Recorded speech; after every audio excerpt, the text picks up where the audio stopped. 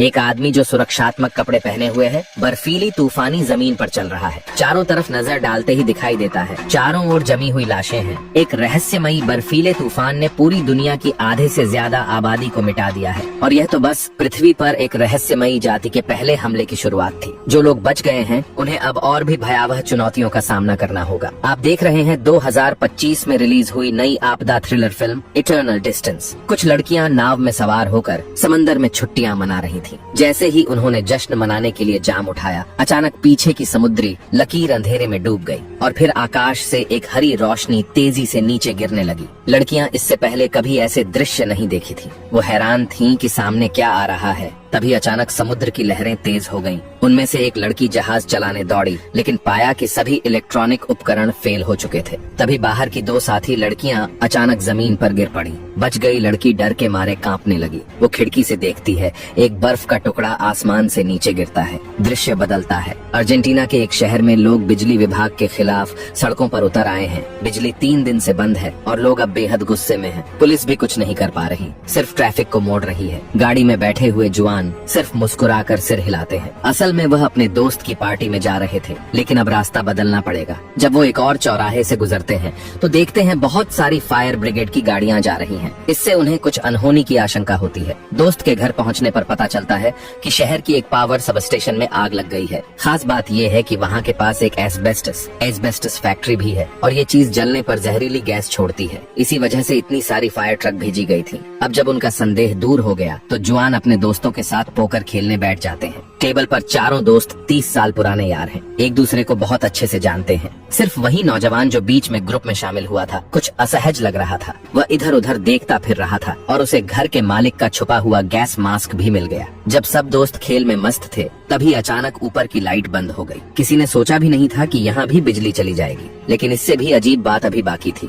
सभी लोगों के मोबाइल अपने आप बंद हो गए। बाहर से रह रहकर तेज धमाकों की आवाजें भी आ रही थीं। तभी घर की मालकिन नीचे भागती हुई आई। उसने खिड़की से देखा कि गैराज का चौकीदार जमीन पर गिर पड़ा है। मालिक बाहर जाकर देखने की तैयारी कर रहा था, लेकिन जुआन को कुछ अजीब लगा। खिड़की के बाहर सफेद कण तैर रहे थे। ऐसा लग रहा था जैसे बर्फ गिर रही हो, पर अभी तो गर्मी का मौसम है। मकान मालिक को अचानक याद आया हाल ही की एक खबर। कहीं यह उसी पावर स्टेशन की आग से फैला एस्बेस्टस की राख तो नहीं? शायद चौकीदार की मौत भी इसी जहरीले पदार्थ के कारण हुई हो। अब कोई भी बाहर जाकर मदद करने की हिम्मत नहीं जुटा पाया। तभी एक कार बेकाबू होकर रास्ते के किनारे टकरा गई। अब सभी के मन में अनहोनी की आशंका भर गई। वे अपने परिवार से बात करने की कोशिश करने लगे, मगर अफसोस सभी मोबाइल बंद थे। यहाँ तक कि लैंडलाइन भी काम नहीं कर रही थी। अच्छा हुआ कि मकान मालिक ने थोड़ी समझदारी दिखाई। उसने सबको कहा कि दरवाजे खिड़कियाँ अच्छे से बंद कर दो ताकि जहरीले कण अंदर न घुस पाए। जुआन ने हाथ खिड़की पर रखा। बाहर की ठंड सीधा उसकी हथेली को चीरती चली गई। वास्तव में बाहर बर्फ गिर रही थी। उन सब ने अपनी जिंदगी में ऐसा मौसम कभी नहीं देखा था। गर्मियों में बर्फ गिरना ही हैरानी की बात थी, लेकिन ये बर्फ जहरीली भी थी। सफेद बालों वाला बूढ़ा आदमी और भी ज्यादा घबरा गया। उसे अपने परिवार की चिंता सताने लगी। उसने एक जैकेट उठाई, सिर पर ओढ़ ली और सबकी मना करने के बावजूद वह बाहर निकल गया। सभी लोग खिड़की की ओर चिंता में देखने लगे और देखा कि वो बूढ़ा बस कुछ कदम ही चला था कि अचानक गिर पड़ा। जहरीली बर्फ की ताकत का सभी ने अपनी आंखों से अनुभव किया। अब सब पूरी तरह घबरा गए थे। काफी देर बाद जाकर वे इस आपदा को स्वीकार कर पाए। धीरे धीरे पूरा शहर सफेद झाड़ जैसी बर्फ में ढकता चला गया। इसमें कोई शक नहीं था कि जो लोग सड़कों पर घूम रहे थे वे सभी मारे गए। अचानक नीचे से लगातार खटखटाने की आवाज आने लगी। सब लोग तेल का दिया लेकर नीचे जांच करने गए। पता चला कि कोई दरवाजे के बाहर मदद की गुहार लगा रहा था। घर के मालिक ने बताया कि यह दरवाजा सीधे गैराज की ओर खुलता है, जिसका आमतौर पर इस्तेमाल नहीं होता। यहाँ तक कि चाबी भी नहीं मिल रही थी। सभी ने मिलकर विचार किया और आखिरकार फैसला हुआ कि ताला तोड़कर उस व्यक्ति को बचाया जाए। जो लड़की अंदर आई वह एक डिलीवरी गर्ल थी। उसकी साइकिल खराब हो गई थी और वह उसे गैराज में ठीक करके निकलने ही वाली थी। तभी उसने देखा कि गैराज का चौकीदार जहरीले गड्ढे में गिरा पड़ा है। जुआन ने ये सुना तो उसका मन कुछ बेचैन हो उठा। वह लकड़ी के दरवाजे से बाहर निकला और एक छोटी गली पार करके पार्किंग लॉट में पहुंचा। जुआन की कार ज्यादा दूर नहीं खड़ी थी, लेकिन कार की चाबी सुरक्षा कक्ष में रह गई थी। बीच में एक हिस्सा ऐसा था जहां छत टूटी हुई थी और वहां से बर्फ गिर रही थी। घर के मालिक ने उसे मना किया कि इतनी जोखिम मत उठाओ, लेकिन जुआन को उस डिलीवरी गर्ल की बात याद आई। उसने टोपी और रेनकोट पहन रखा था। इसका मतलब यह था कि जब तक बर्फ सीधे त्वचा से न टकराए तब तक खतरा नहीं है। जुआन भी अपने परिवार की चिंता कर रहा था, इसलिए उसने जोखिम लेने का फैसला किया। सभी के सहयोग से एक ट्रक को सुरक्षा कक्ष के दरवाजे तक धकेला गया। ड्राइविंग सीट पर बैठे जुआन ने एक लोहे की सीढ़ी बाहर निकाली। उसने प्लास्टिक बैग से अपना सिर ढका और सीढ़ी के सहारे सुरक्षा कक्ष में प्रवेश कर गया। जुआन ने अपनी और अपने दोस्तों की सभी चाबियां निकाल ली। सबने राहत की सांस ली। आखिरकार इतनी बड़ी आपदा में कोई भी किसी और के घर में आश्रय लेना नहीं चाहता था, लेकिन जब जुआन ने चाबी लगाकर कार स्टार्ट करनी चाहिए तो कार में कोई प्रतिक्रिया नहीं हुई। अब जाकर सबको समझ आया कि बिजली गुल होना और मोबाइल बंद होना कोई इत्तेफाक नहीं था। जरूर शहर पर एक बड़ी इलेक्ट्रोमैग्नेटिक पल्स EMP का हमला हुआ था, जिससे सभी इलेक्ट्रॉनिक डिवाइसें फेल हो गयीं। अब स्थिति पहले से भी ज्यादा गंभीर लग रही थी, क्योंकि ऐसी तबाही या तो सूर्य तूफान से हो सकती है या फिर परमाणु बम के विस्फोट से। तभी मकान मालिक ने देखा कि सामने वाले घर की लाइट जल रही है। एक बूढ़ा आदमी खिड़की के पास खड़ा था। उसे बहुत चिंता थी कि कहीं सामने वाला खिड़की न खोल दे, इसलिए वह यथासंभव संकेत देने लगा ताकि उन्हें चेतावनी दे सके। लेकिन उसकी यह हरकत सामने वाले की जिज्ञासा भड़का बैठी। बूढ़े आदमी ने झट से खिड़की खोल दी। कुछ ही देर में उसकी पत्नी भी वहाँ देखने आ गई। नतीजा यह हुआ कि पति पत्नी दोनों ही उड़ती हुई बर्फ की बूंदों के बीच तुरंत जमीन पर ढेर हो गए। अब जब आसमान थोड़ा थोड़ा उजाला होने लगा, जुआन का चेहरा और ज्यादा गंभीर होता जा रहा था, क्योंकि उसकी बेटी को सुबह दौड़ने की आदत थी। ये सोचते ही जुआन ने तुरंत घर लौटने का निश्चय किया। उसके सारे दोस्त उसे मौत के मुंह में जाने नहीं देना चाहते थे, लेकिन जब उन्होंने जुआन का दृढ़ निश्चय देखा तो मकान मालिक ने उसे एक सुरक्षा सूट बनाने की ठानी। घर में पहले से ही वाटरप्रूफ सूट और गैस मास्क मौजूद थे। सबने मिलकर जल्दी जल्दी उसे पूरे उपकरण पहनाए, ये सुनिश्चित करते हुए कि उसकी 1 इंच त्वचा भी खुली न रह जाए। जुआन ने मास्क को पहनकर देखा। वह आसानी से सांस ले पा रहा था, इसलिए वह बैग टांगा और बाहर की ओर बढ़ गया। सभी लोगों की उम्मीद भरी निगाहों के बीच जुआन ने गहरी सांस ली और बर्फ से ढकी जमीन पर कदम रखा। बर्फ के फाहे धीरे धीरे आसमान से गिरते रहे, लेकिन ऐसा लगता था कि वे उस पर कोई असर नहीं कर रहे थे। लगता है ये खुद से बनाया गया सुरक्षा सूट वाकई प्रभावी था। बस सड़कों पर जो भयावह दृश्य थे उन्होंने जुआन की कल्पना से परे असर किया। वह लगभग हर एक कदम पर एक लाश देख रहा था। पूरा शहर मानो एक विशाल कब्रगाह में तब्दील हो चुका था। जुआन के भीतर से एक अजीब सा डर उठने लगा। कौन जाने इस आपदा में कितने लोगों ने अपनी जान गंवाई, क्योंकि यह बहुत ही अचानक आई थी। जो भी उस समय बाहर था उसे भागने का मौका तक नहीं मिला।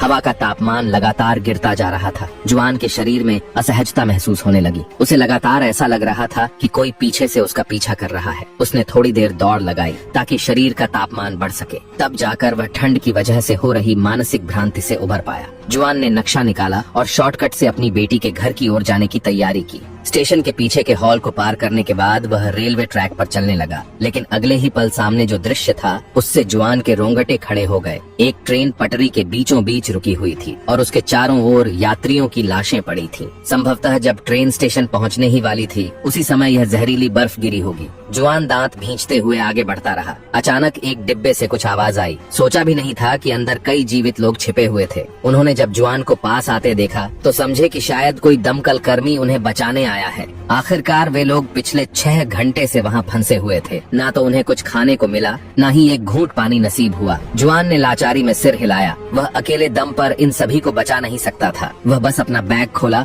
और उसमें से एक बड़ी बोतल मिनरल वाटर निकाल कर दे दी। अब आगे उनकी जान बचेगी या नहीं, ये सिर्फ उनके भाग्य पर निर्भर था। रेल की पटरी पार करने के बाद जुआन बहुत जल्दी अपनी पत्नी के घर के नीचे पहुँच गया, क्योंकि दोनों सालों से अलग रह रहे थे। बेटी हमेशा पत्नी के साथ ही रहती थी। सीढ़ियों की तरफ बढ़ते हुए जुआन ने अपना सुरक्षा मास्क उतार दिया। सीढ़ियों पर लगातार पानी बहता दिख रहा था। कुछ बचे हुए लोग दरवाजे पर खड़े शायद ताला तोड़ने की कोशिश कर रहे थे। जब जुआन उस मंजिल पर पहुंचा जहां पत्नी रहती थी तो देखा कुछ लोग दरवाजे पर खड़े प्रार्थना कर रहे हैं। उसने उन पर ध्यान नहीं दिया और सीधा घर के अंदर चला गया। कई कमरों में खोजबीन करने के बावजूद पत्नी और बेटी दोनों ही घर पर नहीं थी। जुआन के मन में घबराहट की लहर दौड़ गई। उसी समय ड्राइंग रूम के बाहर से कुछ हलचल सुनाई दी। उसे लगा कि घर में चोर घुस आया है, लेकिन पूछताछ करने पर पता चला कि उसकी पत्नी ने ही किसी को दवा लेने भेजा था। जुआन की नजर नीचे गई। उसके हाथ की पीठ पर कपड़ों से चिकन ब्लड लग गया था। वह समझा कि शायद अब उसकी मौत निश्चित है, लेकिन तभी उसकी पत्नी सबको चीरते हुए आगे आई।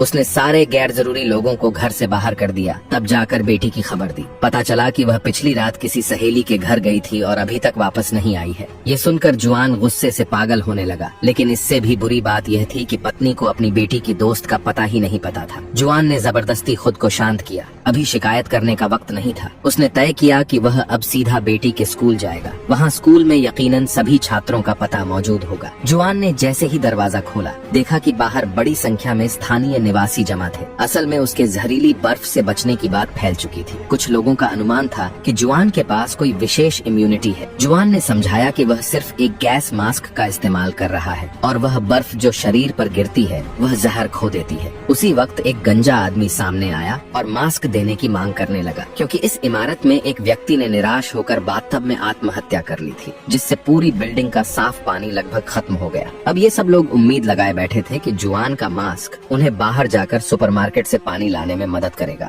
जुआन ने झूठा वादा किया, लेकिन बैग से एक पिस्तौल निकाल ली। क्या मजाक है, वह तो इस मास्क की मदद से अपनी बेटी को ढूंढना चाहता है। मगर उसे क्या पता था कि वो गंजा आदमी भी कोई साधारण शख्स नहीं था। उसने न जाने कहां से एक पिस्तौल निकाल ली और नीचे की ओर ताबड़तोड़ फायरिंग शुरू कर दी। जुआन मजबूरन जवाबी हमला करता है। हालांकि दोनों का निशाना बेहद खराब था। फिर वह अपनी पत्नी को लेकर एक फ्लैट में घुस गया और दरवाजे को अलमारी से जाम कर दिया। जुआन ने पत्नी से कहा कि वह जलरोधक कपड़े खोजे। उसी वक्त बालकनी से नीचे की कार देखकर उसके दिमाग में एक योजना आई। जब पत्नी ने वाटरप्रूफ जैकेट पहन ली तो जुआन ने गैस मास्क उसके सिर पर पहना दिया। अब दो में से सिर्फ एक ही बच सकता था। जुआन ने पत्नी से कहा कि वह पहले जाकर बेटी को ढूंढे। पत्नी खिड़की से कूदकर सीधा कार की छत पर आ गिरी और सफलतापूर्वक बिल्डिंग से बाहर निकल गई। बिल्डिंग के बाहर वह गंजा आदमी अब भी अंदर आने की फिराक में था। जुआन बीच बीच में कुछ फायर करता, जिससे वे सब सिर भी न उठा पाते, मगर वह गंजा आदमी भी कम चालाक नहीं था। उसे अंदाजा हो गया कि जुआन की गोलियां खत्म हो चुकी हैं। तभी उसने भीड़ को साथ लेकर जबरदस्ती भीतर घुसना शुरू किया,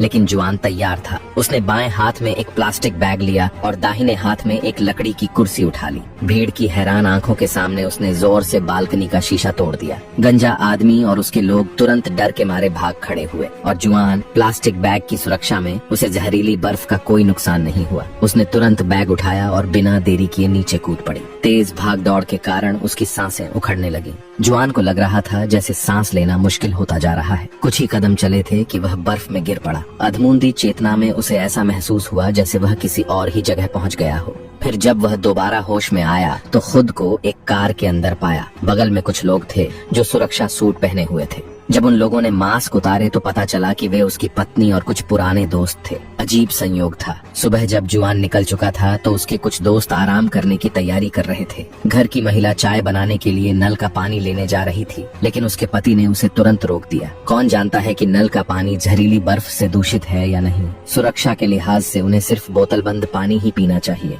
मगर घर में उसका स्टॉक सीमित था, ज्यादा से ज्यादा कुछ ही दिन के लिए। सबको पूरा भरोसा था कि जुआन समय पर लौट आएगा। वह सुरक्षा सूट पहनकर स्टोर से सामान ला सकता है। मानना पड़ेगा, घर के मालिक की सुरक्षा चेतना गजब की थी। खाली बैठने से अच्छा उसने सारे दरवाजे और खिड़कियां मजबूत कर डाली। आखिरकार इस दुनिया में अब कैसे कैसे लोग हो सकते हैं। वह डिलीवरी बॉय जब उसके हथियारों को देख रहा था तो मन में उन्हें छूने का ख्याल आया, लेकिन घर के मालिक का चेहरा जैसे किसी चोर को देख लिया हो। डिलीवरी बॉय अब एक पल भी वहाँ रुकना नहीं चाहता था। उसने हेलमेट पहनकर वहाँ से निकलने का फैसला किया। घर का मालिक फावाली जल्दी से उसे रोकने आ गया। वह बस सतर्क इंसान था, किसी को मरते हुए देखना नहीं चाहता था। फावाली ने तय किया कि वह उस डिलीवरी बॉय की साइकिल ठीक कर देगा, शायद उससे वह सुरक्षित घर पहुंच जाए। साइकिल ठीक करते हुए फावाली को एक हैरानी हुई। साइकिल की लाइट अब भी जल रही थी। जब उसने खोलकर देखा तो पता चला कि खराब तो बस LED लाइट थी। पुरानी वोल्फ्राम फिलामेंट वाली बत्ती अब भी काम कर सकती थी। फावाली के दिमाग में एक साहसी विचार आया। उसने एक ग्रामोफोन को बैटरी से जोड़ दिया तार के जरिए।